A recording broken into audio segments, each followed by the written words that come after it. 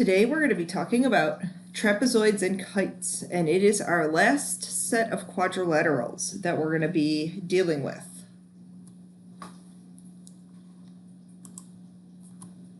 Okay, so a trapezoid is a quadrilateral with exactly one pair of parallel sides. So we've been dealing with quadrilaterals with two pairs. And those parallel sides are called the bases. The non-parallel sides are called the legs.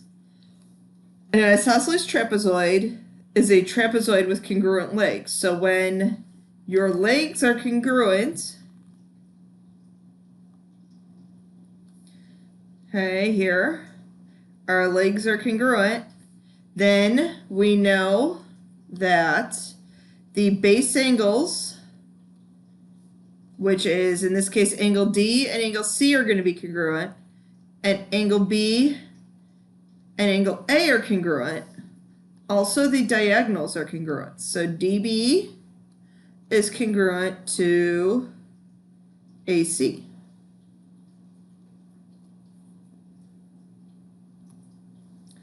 Okay, so for example 1, we have an isosceles trapezoid. We need to find all the other angles. So since the base angles are congruent, this angle up here is 110. That makes angle X equal to 110. Angle Z is equal to angle Y, since those are base angles, and those are equal to 180 minus 110, which in this case is 70 degrees.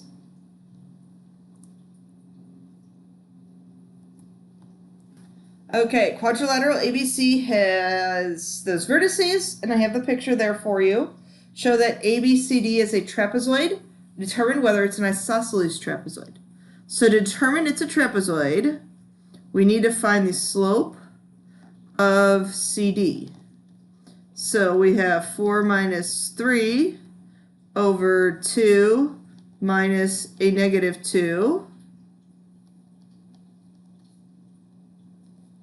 And then the slope of AB, and so that is going to be 1 minus a negative 1 over 5 minus a negative 3, and that's 2 over 8, which also equals 1/4.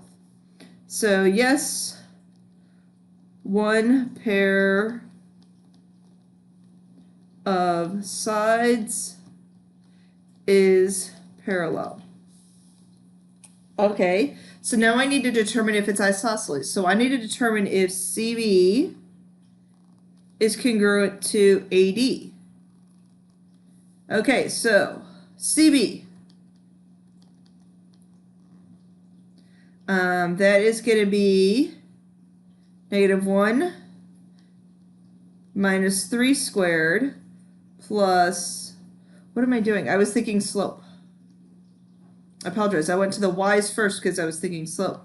Negative 3 minus a negative 2 squared plus a negative 1 minus 3 squared. It technically didn't matter. I just don't want to confuse some students.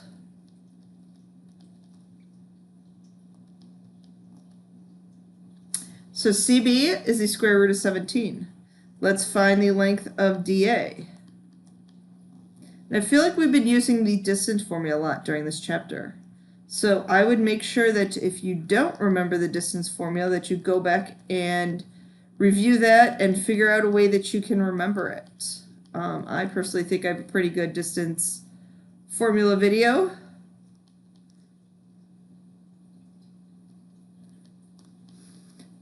So the other diagonal is root 18. And it's funny, I got nervous. I was like, wait, is this supposed to be isosceles? And it's not. It is not isosceles. So, and this is when I get on a little bit of a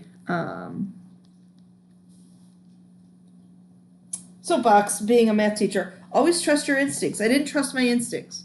Trust your instincts. Have confidence in yourself when you're working through a problem. When you go back and check, just check for little minor errors if you're checking a math problem. That's my little advice of the day, I will say. Okay, Triangle midsegment theorem. So our trapezoid midsegment theorem.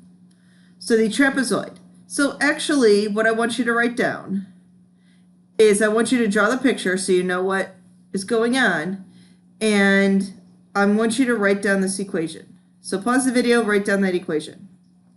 Let me talk about what that means. BE is the midsegment. Sometimes I call this the median, okay? So please note that sometimes I call this the median. It intersects the trapezoid's legs at the midpoints.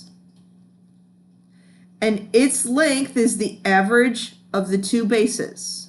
Okay, if you look at that, you sum up the two bases and multiply by 1/2. Okay, so it's the average of the bases. So for example 3, we need to find midsegment MN.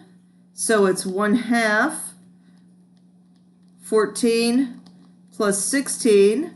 14 and 16 is 30, divided by 2 is 15. And that makes sense. If it's the average of 14 and 16, 15 is right in the middle there. That's actually kind of fun, I think. Okay, another new quadrilateral. A kite is a quadrilateral with exactly 2 pairs.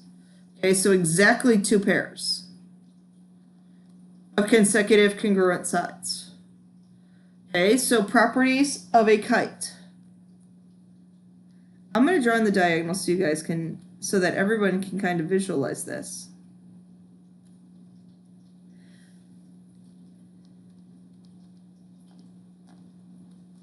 I really spelled diagonals wrong.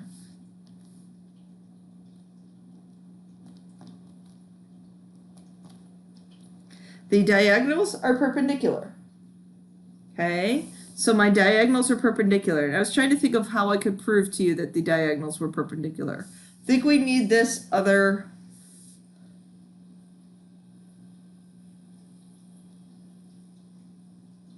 Well, okay, so I can prove to you the diagonals are perpendicular because the top triangle SPQ is congruent to SRQ. So that makes this angle here congruent to that angle there. You have this common side. So you have now a smaller triangle, this triangle here, congruent to that triangle. So I know that I have congruent adjacent angles that form a line. So therefore, they're each going to be 90 degrees. Also, because those angles are equal and these angles are equal because of the top triangle congruent to the bottom triangle, the diagonals bisect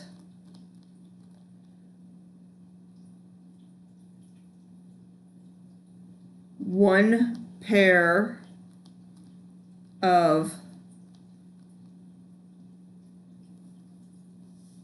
angles. It's funny, I have a third one that I had written here. I actually have a second one. I didn't have this one written. One pair of opposite angles are congruent. And all of these properties technically are coming off of this SPQ congruent to triangle SRQ. That's telling me that angle R here is congruent to angle P. So that's my pair of opposite angles that are congruent. S is not congruent to Q. Okay, the big angle S. So RSP and PQR are not congruent. Okay, let's move on. Let's do some algebra with our kites. Okay, so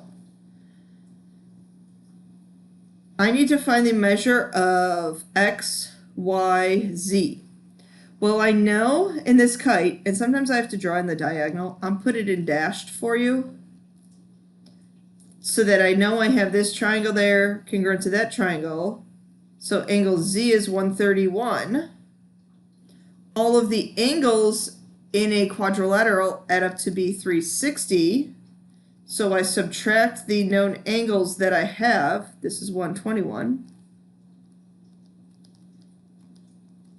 When I subtract all of those, I get 45 degrees.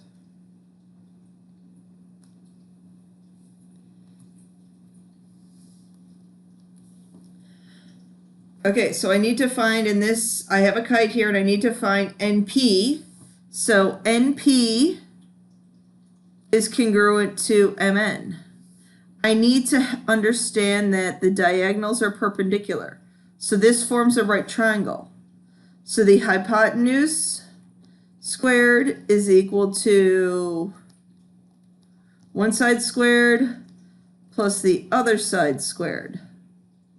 So mn squared is equal to mr squared plus nr squared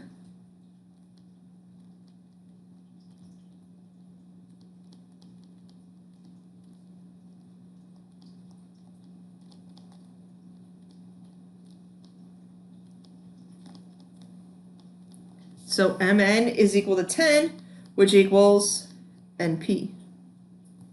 Okay, so that is my video on trapezoids and kites. Thank you for watching.